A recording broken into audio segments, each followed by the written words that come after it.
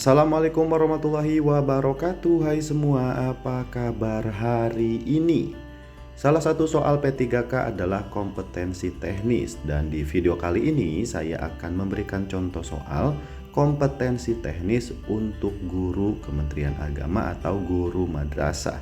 Jadi simak video ini sampai selesai. Kita mulai dari soal nomor 1.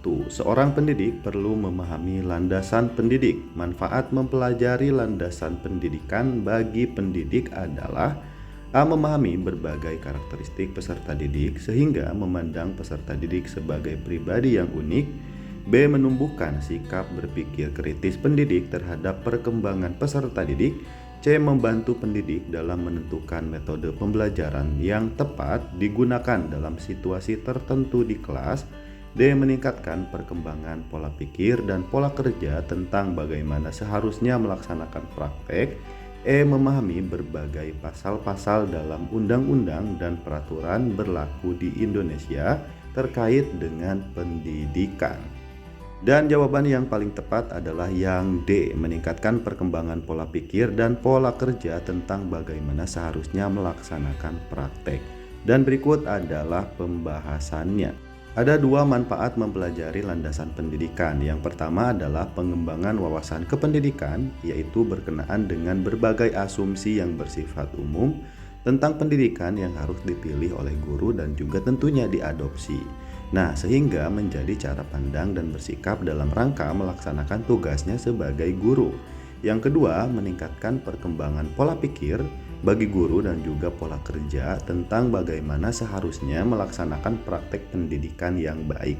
Jadi yang relevan dengan jawaban yang paling tepat adalah yang D, karena sama dengan yang poin 2.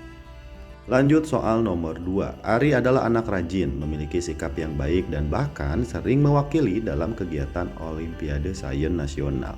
Tapi pada hasil laporan belajar dia memiliki 5 nilai yang di bawah KKM.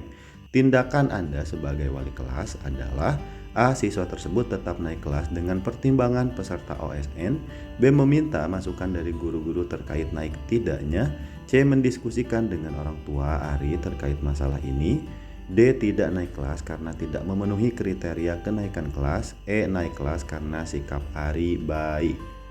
Dan jawabannya adalah yang D, tidak naik kelas, karena berdasarkan Permendikbud nomor 23 tahun 2016, KI 1 dan KI 2 kompetensi sikap minimal baik, KI 3 dan KI 4 kompetensi pengetahuan dan keterampilan itu harus tuntas. Batas ketidaktuntasan KI 3 dan KI 4 adalah maksimal 3 mata pelajaran. Dikarenakan Ari ada 5 mata pelajaran yang tidak tuntas, maka jawaban yang paling tepat itu tidak naik, karena berdasarkan dari Permendikbud nomor 23 tahun 2016. Nomor 3, ada siswa yang kurang bergairah belajar di kelas Anda. Terkait dengan hal ini, tindakan yang Anda lakukan sebagai guru adalah: A. Membiarkan saja karena sangat mungkin siswa tersebut tidak berminat pada mata pelajaran. B. Mengingatkan, namun bila tidak ada kemajuan abaikan saja dan fokus pada siswa-siswa lain yang menunjukkan kemajuan. C. Membangkitkan semangat siswa itu untuk belajar walaupun kemauannya sedikit. D. Menggunakan berbagai cara untuk membangkitkan semangat belajarnya. E. Memahami kondisi siswa tersebut, berusaha terus menemukan cara membangkitkan semangat belajarnya. Dan jawaban yang paling tepat adalah yang E. Memahami kondisi siswa tersebut, berusaha terus menemukan cara membangkitkan semangat belajarnya.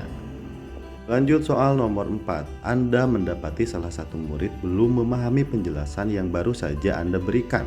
Maka langkah komunikasi yang paling tepat yang Anda lakukan adalah: A. Menjelaskan kembali materi ke semua murid di kelas. B. Menyampaikan adanya layanan klinis bagi murid yang belum paham. C. Memintanya mempelajari kembali secara mandiri. D. Memintanya duduk di kursi depan agar lebih fokus. E. Menjelaskan kembali khusus untuk murid tersebut. Dan jawaban yang paling tepat adalah yang A, yaitu menjelaskan kembali materi ke semua murid di kelas. Soal nomor 5. Rendahnya partisipasi peserta didik di kelas mendorong seorang guru menyediakan Google Drive agar karya peserta didik dapat tersimpan dengan baik, sehingga memudahkan teman lainnya dalam memberikan sumbang saran terkait karya temannya. Hal ini merupakan mengintegrasikan teknologi pada domain apa? A. Penilaian terhadap peserta didik. B. Pemahaman terhadap peserta didik. C. Strategi pembelajaran. D. Pemahaman materi pembelajaran. E. Pengelolaan pembelajaran. Dan jawaban yang paling tepat adalah yang C. Strategi pembelajaran. Karena salah satu contoh pemanfaatan teknologi yaitu untuk penilaian. Untuk mengukur pencapaian kompetensi guru menggunakan Google Formulir agar bisa melihat perolehan skor secara cepat dan mendapat data indikator kompetensi apa yang belum tercapai. Nah, jadi ini adalah termasuk ke dalam strategi. Terima kasih telah menonton video ini. Saya doakan semoga Anda lulus dan sampai jumpa.